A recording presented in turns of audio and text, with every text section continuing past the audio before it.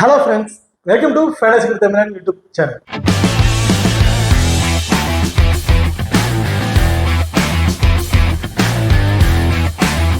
இப்போ நீங்களும் நம்ம சேனலை சப்ஸ்கிரைப் பண்ணினா மறக்காம சப்ஸ்கிரைப் பண்ணிக்கிங்க.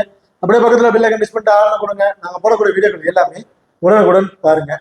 இன்னைக்கு நம்ம இந்த வீடியோவில் India women's and Bangladesh women's இவங்க ரெண்டு பேருக்கும் இடையில நடக்க இருக்க செமிஃபைனலோட ஃபர்ஸ்ட் மேட்சை பற்றி தான் பார்க்க போகிறோம். ஆமாங்க, நம்ம கடைசி கட்டத்துக்கு வந்துட்டோம். அதாவது ஆசிய கப் ஒரு மேட்சுக்கு இருந்து கடைசி கட்டத்துக்கு வந்துட்டோம். ஸோ இப்போ வந்து செமிஃபைனல் மேட்ச் வந்து நடக்க போகுது. அதில் ஃபர்ஸ்ட் மேட்ச் வந்து பார்த்தீங்கன்னா India women's and Bangladesh women's இவங்க ரெண்டு பேருக்கும் இடையில தாங்க மேட்ச் வந்து நடக்க இருக்காது. ஸோ அந்த பர்டிகுலர் மேட்சோட ஒரு சின்ன ப்ரிவியூ வீடியோ தான் பார்க்க போகிறோம். ஸோ இந்த வீடியோ கடைசி வரைக்கும் ஸ்கிப் பண்ணாமல் பாருங்க. மேட்சை பொறுத்த வரைக்கும் 26ஆம் தேதி ஜூலை வந்து நடக்க இருக்கு. டைமிங் மதியம் 2 மணிக்கு வந்து இந்த மேட்ச் வந்து நடக்க இருக்குங்க. நீங்கள் எதாவது வெறும்னு எடுத்துக்கிட்டிங்கன்னா தம்புலால தான் இந்த மேட்ச் வந்து நடக்க இருக்கு. ஓகே பாரத, நீங்களும் நம்ம டெலிகிராம் சேனல் வந்து ஜாயின் பண்ணலைன்னா மறக்காம ஜாயின் பண்ணிக்கிங்க. லாஸ்ட் ஹாஃப் அன் ஹவர்ல ஸ்மால் லீக்கோட ஒரு டெமோ டீம் வந்து கொடுத்துட்டு இருக்கோம். ஸோ அதுல இருந்து உங்களுக்கு தகுந்தாக்குல பிளேயர்ஸா இருக்கட்டும், இல்லை கேப்டன் வைஸ் கேப்டன் இருக்கட்டும், சேஞ்ச் பண்ணி ப்ளே பண்ணிக்க ரொம்பவே சூப்பரான ஆப்ஷனா வந்து இருக்கும். ஸோ அது மட்டும் இல்ல, டேஸ் போட்டதுக்கு அப்புறம் 2 டீம்ல இருக்க பிளேயினோட மாற்றம் இருந்துச்சுன்னா அதுவும் வந்து நம்ம டெலிகிராம் சேனல் வந்து கொடுத்துட்டு இருக்கோம். ஸோ மறக்காம நம்ம டெலிகிராம் சேனல் வந்து ஜாயின் பண்ணிக்கிங்க. டிஸ்கிரிப்ஷன்ல லிங்க் இருக்கு. அடுத்த பிச்சில் போட வந்து பார்ப்போம். ஸோ இந்த மோஸ்ட்லி கிட்டத்தட்ட வந்து பார்த்தீங்கன்னா எல்லா மேட்சும் வந்து ஒரே கிரவுண்ட் தம்பூலா தான் வந்து நடந்திருக்கு. செமிஃபைனல் வரையும் இந்த மேட்ச் ரீசனாக இந்த மேட்ச் எல்லாமே வந்து பார்த்தீங்கன்னா தம்பூலா தான் வந்துருக்கு. ஸோ ஆல்ரெடி உங்களுக்கு ஒரு ஐடியா வந்து தோணிருக்கும் இந்த வெறுவில் எப்படி ப்ளே பண்ணுறாங்க, எந்த மாதிரி ஆப்ஷன்ஸ்ல ஒர்க் ஆகுது அப்படின்னு. கிட்டத்தட்ட ஒரு ஸ்ட்ராங் டீம் அண்ட் ஒரு மீடியம் ரேஞ்ச் டீம் ப்ளே பண்ணுறாங்க அப்படின்னா ஃபர்ஸ்ட் அந்த ஸ்ட்ராங் டீம் பேட் எடுத்தாங்கன்னா ஃபர்ஸ்ட் பேட் பண்ணுறவங்க தான் வின்னிங் போட்டு எலிஜிபிள். 2 ஈக்குவலான டீம் பேட் பண்ணுறாங்க அப்படிங்கிற பட்சத்தில் இந்த பிச்சில் டாஸை வின் பண்ணி செகண்டா பேட் பண்றவங்க தான் வின் பண்றதுக்கு அதிகபட்ச வாய்ப்புகள் இருக்கு. மோஸ்ட்லி இந்த பிச்சை பொறுத்த வரைக்கும் பேட்டிங் அண்ட் பவுலிங் ரெண்டுக்குமே ஃப்ரெண்ட்லின்னு தான் சொல்லியிருக்காங்க. இதுல மினிமம் ஸ்கோரை வந்து பாத்தீங்கன்னா 135 to 140 சம்திங் அதான் அடிக்கிறதுக்கான வாய்ப்புகள் இருக்கும்னு சொல்லியிருக்காங்க. பட் இப்போ ரீசெண்டாக இந்த மேட்ச்ல இந்தியா வந்து பாத்தீங்கன்னா 202 சம்திங் ரன் வரையும் அடிச்சிருக்காங்க.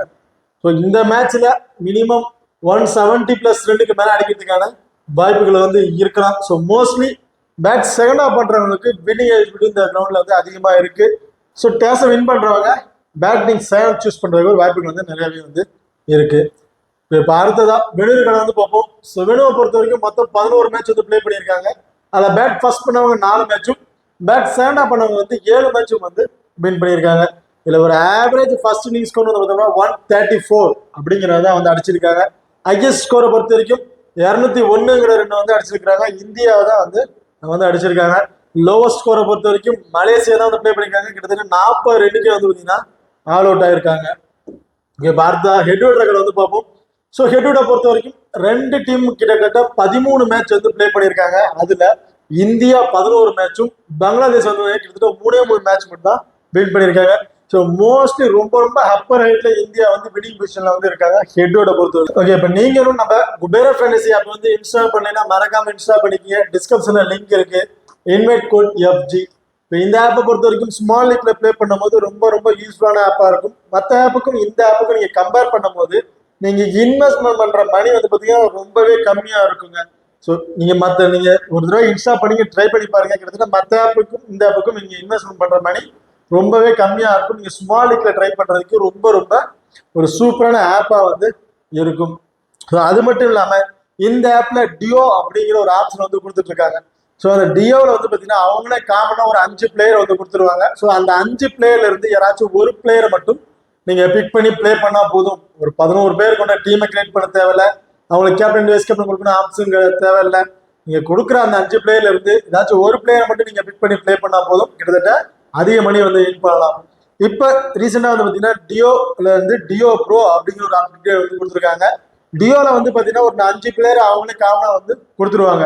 அதே டியோ ப்ரோல பார்த்தீங்கன்னா 2 காலமா வந்து பிரிச்சிருப்பாங்க. அதுல ஃபர்ஸ்ட் காலத்துல ஒரு 5 பேர், செகண்ட் காலத்துல ஒரு 5 பேர், கிட்ட ஒரு 10 பிளேயர் வந்து கொடுத்துருப்பாங்க. அதுல இருந்து ஏதாச்சும் 2 பிளேயரை மட்டும் நீங்க பிக் பண்ணணும். அந்த 2 பிளேயர் எடுத்திருக்க பாயிண்டை கால்குலேட் பண்ணி அதே ஆப்போனன்ட் டீம்ல பிக் பண்ணிருப்பாங்க 2 பிளேயர். அவங்க எடுத்திருக்க பாயிண்டை கால்குலேட் பண்ணி யார் அதிக பாயிண்ட் எடுத்திருக்காங்களோ அவங்களுக்கு வந்து வின்னிங் பொசிஷன் வந்து கொடுத்துருவாங்க. ஸோ ரொம்ப சூப்பரான ஆப்ஷன்ஸ்ல ரன் ஆகிட்டு இருக்கு இந்த ஆப். ஸோ அது மட்டும் இல்லாம இந்த ஆப்ல நீங்க டெபாசிட் பண்ற மணிக்கு GST அப்படிங்கிறது ஒன்று பிடிக்கிறதே கிடையாது. நீங்க டெபாசிட் பண்ற மணி அது டேரக்டா வந்து உங்க வேலட்ல வந்து ஆட் ஆயிருக்கும். ஸோ மறக்காம நம்ம குபேர டுவெண்ட்டி ஆப் வந்து இன்ஸ்டால் பண்ணிக்கங்க. டிஸ்கிரிப்ஷன்ல லிங்க் இருக்கு. Invite code FG. ஓகே, இப்போ அடுத்த ரெண்டு டீமோட பாசிபிள் பிளேயிங் லெவலில் யார் யார் இருக்கா அப்படிங்கிற டீட்டெயில் வந்து பார்ப்போம். ஸோ இந்தியா உமன்ஸ் பிளேயிங் லெவலை பொறுத்த வரைக்கும் ஸ்மிருதி மந்தனா, சஃபாலி வர்மா இவங்க ரெண்டு பேரும் வந்து இன்னிங்ஸை ஓப்பன் பண்றாங்க. ஸோ லாஸ்ட் மேட்ச்ல ஸ்மிருதி மந்தனா வந்து பார்த்தீங்கன்னா இன்னிங்ஸ் ஓப்பன் பண்ணல. காரணம் என்னன்னு பார்த்தீங்கன்னா ஹர்மன்பிரீத் கவுர் லாஸ்ட் மேட்ச்ல வந்து பார்த்தீங்கன்னா பிளே பண்ண கிடையாது. ஸோ கேப்டன்ஷிப் எடுத்ததுனால ஸ்மிருதி மந்தனால லாஸ்ட் மேட்ச் இன்னிங்ஸ் ஓப்பன் பண்ண முடியல. கிட்டத்தட்ட நிறைய பேர் எல்லாருமே வந்து பார்த்தீங்கன்னா ஸ்மிருதி மந்தனாக ஒரு கேப்டன் ட்ரை பண்ணி பார்த்துருப்பீங்க. ஸோ ரொம்பவே ஏமாற்றமா தான் இருக்கும். பட் இந்த மேட்ச்ல வந்து பார்த்தீங்கன்னா ஹர்மன்பிரீத் கவுர் வந்துற வாய்ப்புகள் இருக்கு. ஸோ அப்படி இருக்க பட்சத்தில் ஸ்மிருதி மந்தனா அண்ட் சஃபாலி வர்மா ரெண்டு பேரும் வந்து இன்னிங்ஸ் வந்து ஓப்பன் பண்றாங்க. And Hemalatha, Jemimah Rodrigues and Harmanpreet Kaur mostly இந்த மேட்ச்ல ஹர்மன்பிரீத் கவுர் பேட்டிங் ஆர்டர் வந்து பார்த்தீங்கன்னா அப்பர் ரைட் போறதுக்கு இருக்கு, செகண்ட் டவுன் ஆகிறதுக்கான வாய்ப்புகள் இருக்கும். ஜெமிமா ரோட்ரிகஸ் பேட்டிங் ஆர்டர் கொஞ்சம் டவுன் ஆகிறதுக்கான வாய்ப்புகளும் வந்து இருக்கலாம். ஸோ அடுத்த ரிச்சா கோஸ், தீப்தி சர்மா, பூஜா வஸ்தகர், ராதா யாதவ், ரேணுகா சிங் அண்ட் தனுஜா கன்வர். ஸோ இதுதான் இந்திய உமன்ஸோட ஒரு பாசிட்டிவான பிளேயிங் லெவன். இப்போ அடுத்ததான் பங்களாதேஷ் உமன்ஸ் பிளேயிங் லெவலை பொறுத்த வரைக்கும் திலாரா அட்கர் அண்ட் முர்ஷிதா காது இவங்க வந்து பார்த்தீங்கன்னா இன்னிங்ஸை வந்து ஓப்பன் பண்ணுறாங்க. நிகார் சுல்தானா, இஸ்மா தஞ்சம், நிட்ரா மோனி, ரும்னா அகமத், ரபையா காதுன், சோனா அக்தர், சவிக்கு நகர் அண்ட் நசிதா அக்தர். ஸோ இவங்க தான் வந்து பார்த்தீங்கன்னா பங்களாதேஷ் உமன்ஸோட ஒரு பிளேயிங் ஆப்ஷன்ல வந்து இருக்காங்க. ஸோ அடுத்ததான் ரெண்டு டீம்ல இருக்க டபுள் ஆப்ஷன் பிளேயர்ஸ் யார் யாரு, ஸோ அவங்களோட பிளஸ் ஆர் மைனஸ் என்னென்ன அப்படிங்கிறத வந்து டீட்டெயிலாக வந்து பார்ப்போம். ஸோ இந்திய உமன்ஸை பொறுத்த வரைக்கும் ரிச்சா கோஸ், தீப்தி சர்மா அண்ட் பூஜா வஸ்தகர் இவங்க மூணு பேரும் வந்து பார்த்தீங்கன்னா டபுள் ஆப்ஷன் பிக்ல வந்து இருக்காங்க. ஸோ டபுள் ஆப்ஷன் பிக்லாம் என்ன அப்படிங்கிறது மோஸ்ட்லி எல்லாருக்கும் தெரிஞ்சிருக்கும். ஸோ தெரியாதவங்களுக்கு நான் வந்து சொல்றேன். ஸோ டபுள் ஆப்ஷன் பிக்லாம் பெருசாக ஒன்றும் கிடையாது. ரெண்டு விதமாக வந்து அவங்க ஃபேண்டசி பாயிண்ட் வந்து கிடைக்கும். ஸோ அது வந்து பார்த்தீங்கன்னா ஒரு பேட்டிங் பண்றாங்கன்னா பேட்டிங்லேருந்து ஒரு பர்டிகுலர் ஃபேண்டசி பாயிண்ட் வந்து கிடைக்கும்.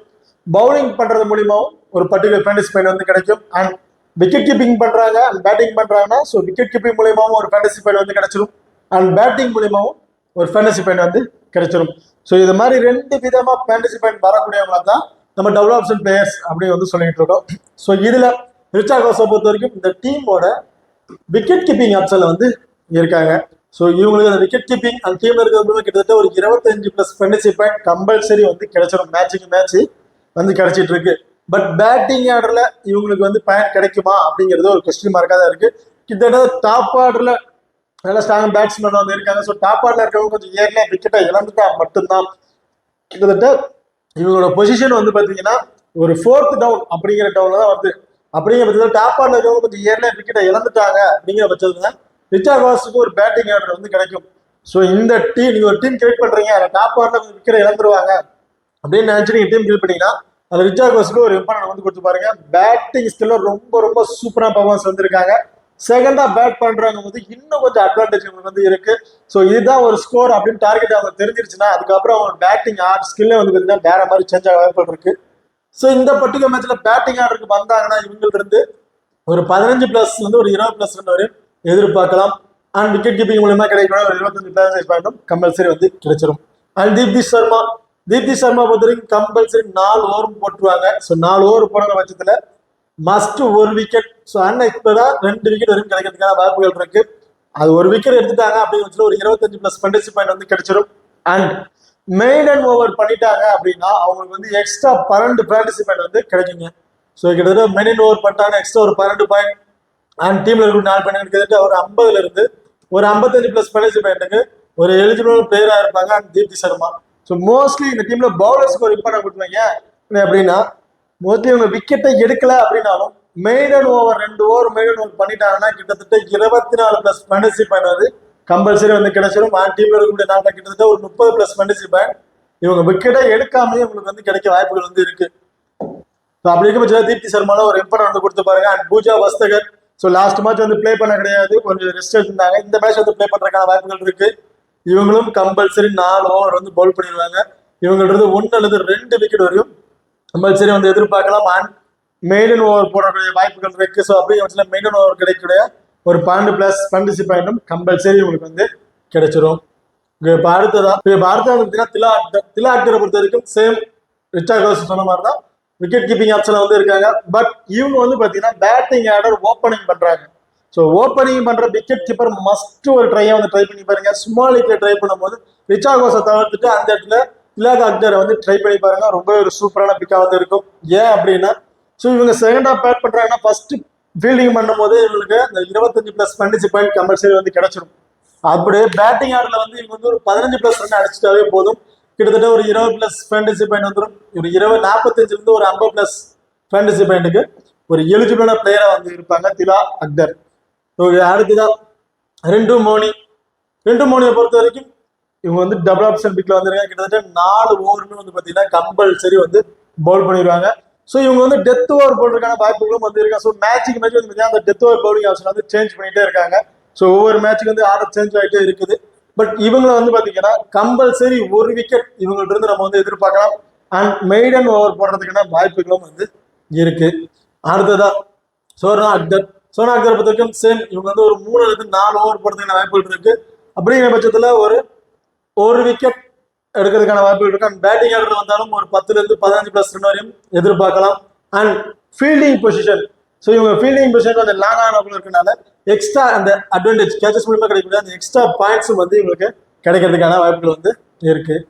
இப்போ அடுத்த 50-50 ஆப்ஷன் பிளேயர்ஸ் யார் அப்படிங்கிறது பார்ப்போம். ஸோ இந்தியாவை பொறுத்த வரைக்கும் ஹேமலதா அண்ட் தனுஜா கன்வர் ஸோ இவங்க 2 பேரும் 50-50 ஆப்ஷன் வந்து ட்ரை பண்ணியிருக்கேன். ஸோ ஹேமலதா பொறுத்த வரைக்கும் இன்னிங்ஸ் வந்து 1 down வந்து இறங்குறாங்க. ஸோ இவங்க பேட்டிங் ஆடுறது லாஸ்டா அந்த மேட்ச்ல கிட்டத்தட்ட 40% வரையும் அடிச்சிருந்தாங்க. ஸோ அதே மாதிரி எல்லா மேட்ச்லயும் அடிப்பாங்களா அப்படின்னா ஒரு கொஸ்டின் மார்க் தான். ஸோ இவங்கள்ட்ட வேற ஏதாவது எக்ஸ்ட்ரா அட்வான்டேஜ் இருந்தா இவங்க வந்து ஒரு சேஃபான பிக்கா இருப்பாங்க. பட் வேற எக்ஸ்ட்ரா அட்வான்டேஜ் பெருசா எதுவுமே இல்லை. ஸோ அதனால இவங்க வந்து 50-50 ஆப்ஷனா வந்து இருக்காங்க. ஸோ தனுஜா கன்வருக்கு பவுலிங் ஆப்ஷன் ரொம்பவே சூப்பரா பர்ஃபார்மன்ஸ் தான் பண்ணிட்டு இருக்காங்க. ஸோ ரீசெண்டா லாஸ்ட் ஒரு 2 மேட்ச் தான் ப்ளே பண்ணியிருக்காங்க. ஃபர்ஸ்ட் மேட்ச்லயே ஒரு விக்கெட் எடுத்து டீம் வந்திருந்தாங்க. பட் லாஸ்டா இந்த மேட்ச்ல ஒரு விக்கெட் எடுத்தாங்க. பெஸ்ட் டீமுக்கு வர வாய்ப்புகள் இல்லை. ஏன் அப்படின்னு பாத்தீங்கன்னா இவங்களுக்கு இருக்க ஒரு பிளஸ்ன்னு பார்த்தா பவுலிங் மட்டும்தான். மைனஸும் அதே பவுலிங் மட்டும்தாங்க. வேற எக்ஸ்ட்ரா அட்வான்டேஜ் பெருசா எதுவுமே இல்லை. பவுலிங்ல இருந்து மட்டும் கம்பல்சரி ஒரு 2 விக்கெட் வரைக்கும் எடுத்தாலும் அப்படி இல்லை அப்படின்னா ஒரு விக்கெட் அண்ட் ஒரு ஓவர் மெய்டன் ஓவர் ஆச்சு இவங்க போட்டாலும் அப்படி போட்டா மட்டும்தான் இவங்களால ட்ரீம் டீமுக்கு வர முடியும். இல்லாத பட்சத்துக்கு இவங்களை வந்து நீங்க 50-50 ஆப்ஷனா வந்து ட்ரை பண்ணி பாருங்க. கிராண்ட் லீக் ட்ரை பண்ணும்போது வேணா இவங்களை வந்து கொஞ்சம் ட்ரை பண்ணி பாருங்க. அடுத்ததா உருவபனா அகமதை பொறுத்த வரைக்கும் செகண்ட் ரவுண்ட் வந்து பேட்டிங் வந்து இறங்குறாங்க. ஸோ நேபாள் UAE இந்த மாதிரி டீமுகளை வந்து நல்லாவே பர்ஃபார்மன்ஸ் பண்ணியிருந்தாங்க. பட் ரீசெண்டாக லாஸ்ட் அந்த மேட்ச்ல பெரிய பர்ஃபார்மன்ஸ் எதுவுமே இல்லை. இவங்கள்ட்ட பேட்டிங் ஆடுறது மட்டும் நம்ம ஒரு 35+ ரன் வரையும் எதிர்பார்க்கிறோம். இப்படி அடிச்சா மட்டும்தான் இவங்க ட்ரீம் டீம் போறதுக்கு ஒரு வாய்ப்புகள் வந்து இருக்கும். இல்லாத பட்சத்துக்கு இவங்க வந்து ஒரு 50-50% வந்து நீங்க ட்ரை பண்ணி பாருங்க. ஸோ இவங்கள்ட்ட வந்து அந்த அளவுக்கு ரெண்டு வராது அப்படின்னு நினைச்சீங்கன்னா ரிஸ்கா ட்ரை பண்ணும்போது இவங்க வந்து ட்ரை பண்ணி பாருங்க. இஸ்மா தஞ்சம் பொறுத்த வரைக்கும் கிட்டத்தட்ட எந்த மேட்ச்லயுமே ட்ரீம் டீமுக்கு வரலன்னு தான் சொல்லுவேன். பேட்டிங் ஆடல ரொம்பவே கொஞ்சம் ஒஸ்டாக இருக்காங்க. பட் இதுக்கு முன்னாடி நடந்த மேட்ச்ல வந்து பாத்தீங்கன்னா ரொம்பவே சூப்பரா வந்து பர்ஃபார்மன்ஸ் பண்ணிட்டு இருக்காங்க. பட் இந்த மேட்ச்ல மட்டும்தான் ஆசியா கப்ல மட்டும்தான் கொஞ்சம் ஒஸ்டா வந்து பிளே பண்ணிட்டு இருக்காங்க. ஸோ இந்த பர்டிகுலர் மேட்ச்ல இவங்க இருந்து ஒரு 20+ ரன் வரைக்கும் எதிர்பார்க்கலாம். அதோட வேற எக்ஸ்ட்ரா அட்வான்டேஜ் பெருசா எதுவும் இல்லை. இப்போ அடுத்த லோ பர்சன்டேஜ்ல ஒரு இம்பார்ட்டன்ட் பிளேயர்ஸ் யார் அப்படின்னு பார்த்தோம்னா ஜெமிமா ரோட்ரிகஸ், ரிச்சா கோஸ் அண்ட் பூஜா வஸ்தகர் இவங்க 3 பேரும் லோ பர்சன்டேஜ்ல இருக்காங்க. ஸோ ஜெமிமா ரோட்ரிகஸ் நான் ஆல்ரெடி சொன்ன மாதிரி தான் பேட்டிங் ஆடுறது எப்போ வேணா சேஞ்ச் ஆகும். டாப் ஆவரில் இக்கிற விழுந்துருச்சு கொஞ்சம் ஆர்டர் வச்சுக்க டக்குன்னு டாப் ஆவரில் கொண்டு போய் வாய்ப்புகள் இருக்கு. இல்லை அப்படின்னா கொஞ்சம் டவுன் வந்து கொஞ்சம் கீழே வர்றதுக்கான வாய்ப்புகளும் வந்து இருக்கு. பட் இவங்க பேட்டிங் ஸ்கில் ரொம்ப சூப்பரான ஸ்கில் தான் இருக்காங்க. கடைசி 5 ஓவர்ல பேட்டிங் வந்தாலும் நீங்கள் இருந்து 20 ஒரு 25+ ரன் வரைக்கும் எதிர்பார்க்கலாம். பிளஸ் எக்ஸ்ட்ரா கிடைக்கக்கூடிய அட்வான்டேஜ் இந்த பவர் பிளே அந்த மிடில் ஆர்டர் இருக்கிறதுனால கேட்ச் கிடைக்கிற பாயிண்ட் வந்து பார்த்தீங்கன்னா மேட்ச் 12+ ஃபேண்டசி பாயிண்ட் கம்பல்சரி உங்களுக்கு வந்து கிடைச்சிருது. ஸோ லோ பர்சன்டேஜ் இருக்காங்க. இவங்களும் ஒரு போத் ஒரு டிஃபரன்ஸ் பேக்காக வந்து ட்ரை பண்ணி பாருங்க. ஸோ ரிச்சா கோஸ் நான் ஆல்ரெடி சொன்ன மாதிரி தான் விக்கெட் கீப்பிங் பண்றாங்க. பட் இவங்க பேட்டிங் ஆடுற மட்டும் தான் ரொம்ப டவுன்ல வந்துட்டு இருக்கு. ஸோ டாப் ஆர்டர்ல விக்கெட் இழந்துருவாங்க அப்படின்னு நினைச்சீங்கன்னா ரிச்சா கோஸ் வந்து ஒரு டீம் வந்து ட்ரை பண்ணி பாருங்க. அதை கிராண்ட் லீக்ல ட்ரை பண்ணும்போது ரிஸ்கா ட்ரை பண்ணும்போது ரிச்சா கோஸ் வந்து ட்ரை பண்ணி பாருங்க. பூஜா வஸ்தகர் ஸோ லாஸ்டா ஒரு மேட்ச் வந்து பிளே பண்ண கிடையாது.